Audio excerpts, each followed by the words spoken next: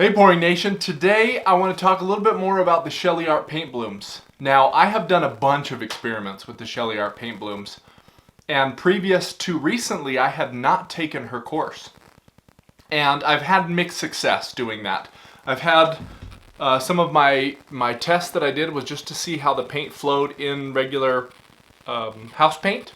I tried some with just pouring medium just to see kind of how it sits on top of the pouring medium. I've had some mixed success doing some of the darker colors. I got some nice cells, but the composition wasn't the greatest. Some other ones that the paint was too thick, but some nice color combinations. And then one of my more recent ones, the most successful I've had is this. But the problem has always been, it's so much experimentation to get to where I want to be. And after just a week of taking this course and following some of the things that are done in that week, I have exponentially grown my knowledge of the Sheleeart paint bloom style. And just up front, totally worth it. I would highly recommend everyone takes that course. Depending on how much your exchange rate is, it's somewhere in the realm of $75 to $90 US. And again, I highly recommend, I want to show you my progress from what I just showed you to now in just a week's time. Now, her course right now is 15 videos. It's about 125 minutes of videos. 7 of those, I believe, are demonstrations of different types of pours to get different types of blooms. The majority of it is teaching you the ratios and doing things like that. Now, all of her coursework talks about materials you can get in Australia, especially like the Australian Floetrol, and in metric measurements. And you guys probably know that at this point I do metric measurements anyways, just because it's so much easier to do 30 grams or 15 grams or 10 grams rather than trying to do half an ounce, a quarter ounce. So that is one thing. Now, I will tell you right now, the videos aren't the best part of the course. They're great, they're wonderful, but they are not the best part of the course. The best part of the course is the Facebook group that has 5,000 members now, all who have started to perfect themselves this bloom technique. And the people in there are fantastic. There are resources where they have spreadsheets of people, different experiments that people have done and results they've gotten. They have a PDF that shows all of the different ratios for Canada, for the USA, for Australia, for some other countries. It is amazing. If you want to save time and save money and ultimately get to that art, that beautiful art that you're looking for, just like I try and do with my channel, I highly recommend that you guys pick up that course, run through, follow those directions, and I'm pretty confident you'll be able to do paint blooms within a week or two of that. Now, for those of you that do want to buy the course, there is a 15% off coupon code in the description below, along with the link to where to get that course.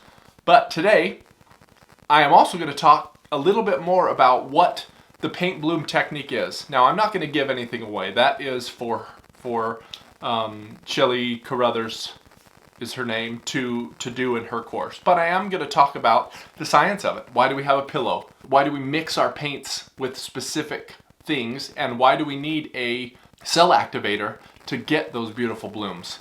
So at least, even if you don't purchase the course, you are way ahead understanding the science behind it so that your experiments can be as efficacious as possible and that you can get to getting beautiful blooms quicker. So as I mentioned before, the Sheleeart style is composed of 3 parts: the pillow, the paint, and the cell activator. The pillow is going to be regular house paint.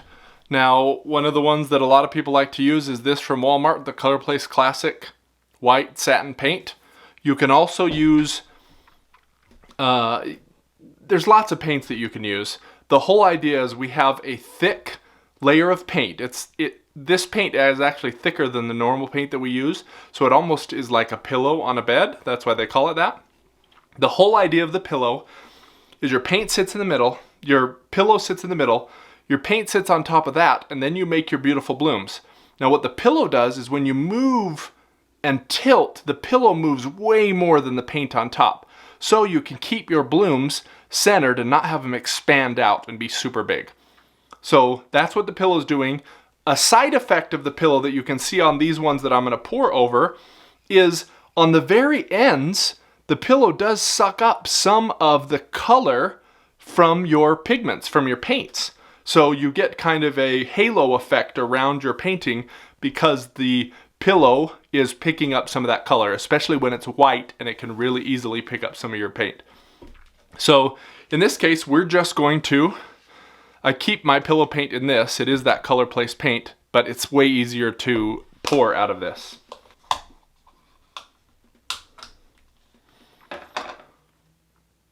So a lot of people like to flood their pillow. I like to have my pillow be manageable and then add more on the outside if I need it. As you can see, this paint is quite a bit thicker, and because of how it's made, the latex-based paint, that causes the thickness. Now you don't want this too thick. If it's too thick, your paint won't move very well or it will break up. All right, number 2 is your colors. Your colors are going to be mixed with interior paint that is specially made to mix with pigments. So in this case, I'm using Valspar High Glass Enamel. You want it to be a base C or a base 3 paint. That means that this paint doesn't have a lot of white in it and is ready for pigment. Base A or base 1 has a lot of white in it and it will really dull your colors. You'll get more pastel colors than these really deep colors that you want. So you want a base 3, an ultimate base, something like that. That's what you want to get here. These paints are also mixed with another additive. I use polyacrylic.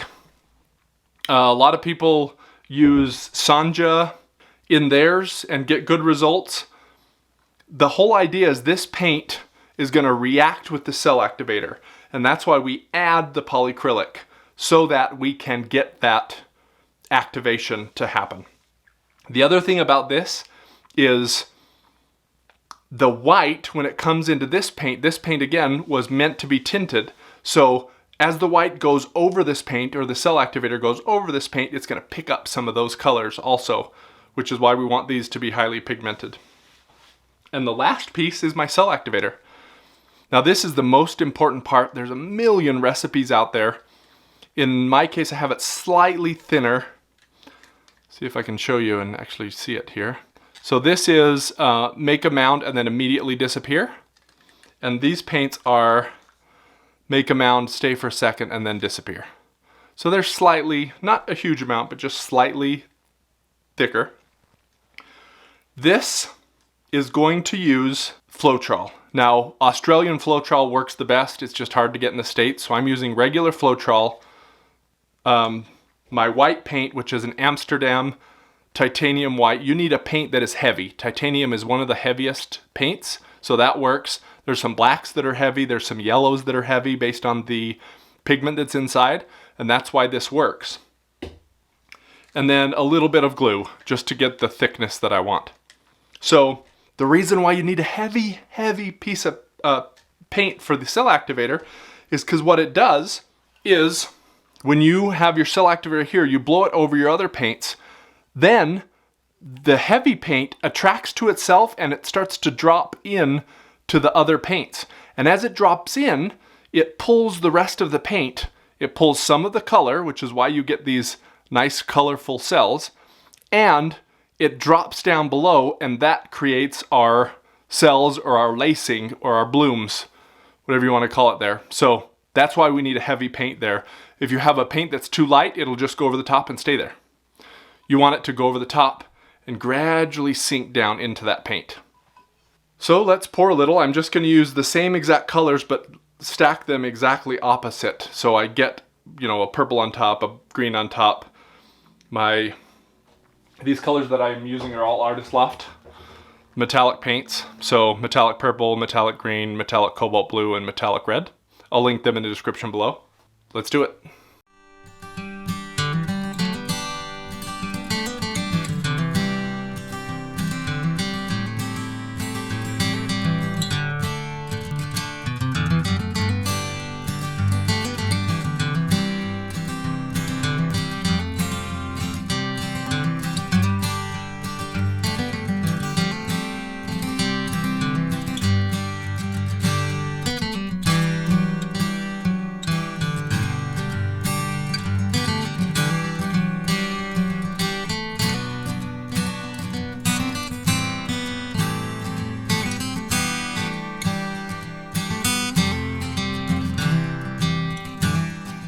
Now what we want to do here is weight. Again, my white paint is heavier than the rest of the paint. Not only that, but my pillow is sitting there, and when you dampen the middle of the pillow, the other paint's going to kind of gradually push it back to the middle. So we'll just wait a second, see what we get here, and then either blow a little bit more or we will stretch.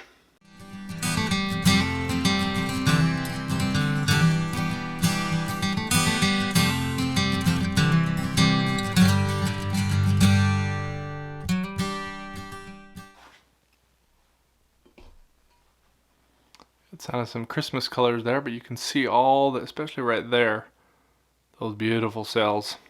Now the Australian Floetrol will give you better cells, at least in all the experiments that I have seen. However, I'm not too worried about that here. I'm actually really liking, and see how the center isn't moving? I want to kind of rotate the paint around to make sure the center starts to move before I start tilting. Show a quick close-up of that one. I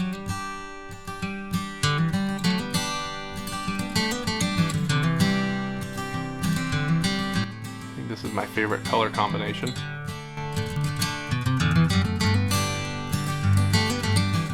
Alright, so now I've just added some extra pillow paint on the outside. Now there was one thing that I really didn't like about this one. I don't really like the center there. So we're just gonna experiment.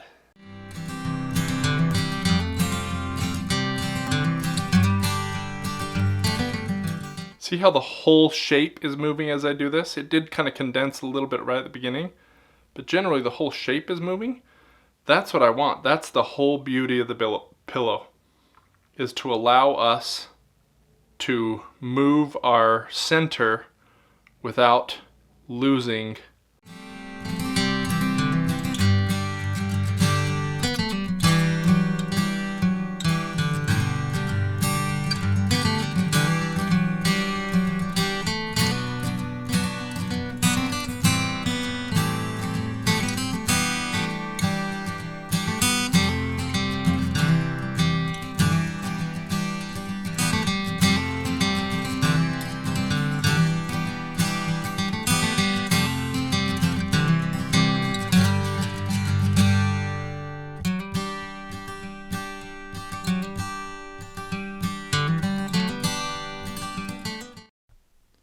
Are they perfect? Absolutely not. However, I think the improvement that I've made just over the last week after buying the course is exponentially greater than what I'd done before. Especially this one. I got great cells. I got some great color combinations. I think my cell activator is probably a little bit too thin, so it kind of covered things rather than give me some high definition. I do need to use some pigments instead of paint, because I do think that makes a huge difference in how this looks. And last but not least, I really want to use a Lazy Susan. I have made one. It was a abysmal failure, so I need to get another one. But as I said before, paying a little bit of money to jumpstart acrylic pouring with the Sheleeart Blooms is, in my opinion, completely worth it. And this is one of the hardest techniques that I have tried to learn and am still learning, but I'm leaps and bounds ahead of where I was before. If this is the type of content you like, please like, subscribe, and hit the bell icon to get notified of the future paint pouring experiments that we do to help you save money, save time, and get to creating beautiful artwork as quickly as possible.